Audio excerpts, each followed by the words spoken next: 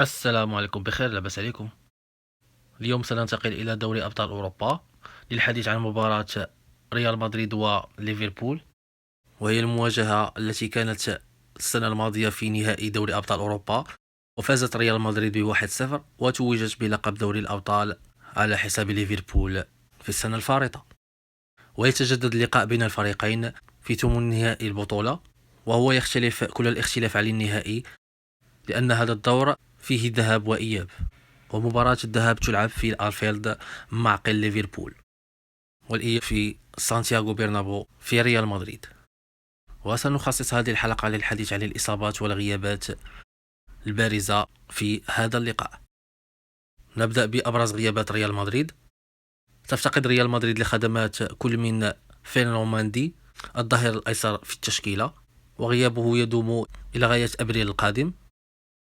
وثاني غياب هو تشواميني لاعب خط الوسط المدافع، والذي تألق مع المنتخب الفرنسي وأخذ مكانه في ريال مدريد بعد انتقال كاسيميرو إلى مانشستر يونايتد، والذي عوض هذا الغياب. ولم نشعر صراحة بغياب دور كازيميرو في الملعب عندما يكون تشواميني حاضر. أكيد هو ليس بقيمة كازيميرو، لكن بنسبة كبيرة يصل للمستوى الذي كان عليه البرازيلي في الميرينغي. وأهم غياب هو الألماني توني كروس، الذي أصيب إصابة خفيفة، لم يستطع على إثرها المشاركة في المباراة الماضية أمام أوساسونا، ويغيب أيضا عن هذا اللقاء في الأنفيلد.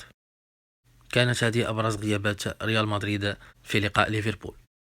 وننتقل الآن للحديث عن غيابات ليفربول، ونبدأ بالكولومبي لويس دياز الذي أصيب قبل المونديال ولم يحدد بعد موعد عودة الكولومبي.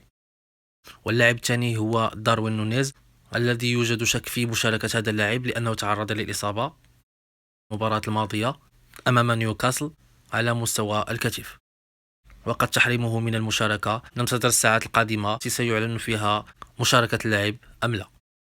والغياب الثالث هو تياغو الكانتارا الذي أصيب قبل أسبوعين وغاب عن الفريق، وهناك شك كبير في عدم إشراكه ضد ريال مدريد لعدم جاهزيته الكاملة. إذا كانت هذه أبرز الغيابات للناديين، ورغم ذلك ستكون مواجهة مختلفة وقوية خاصة في الأنفيلد، لأن ليفربول دائما ما تقدم مباريات رائعة في هذا الملعب. ترقبوا هذا اللقاء الممتع في دوري أبطال أوروبا.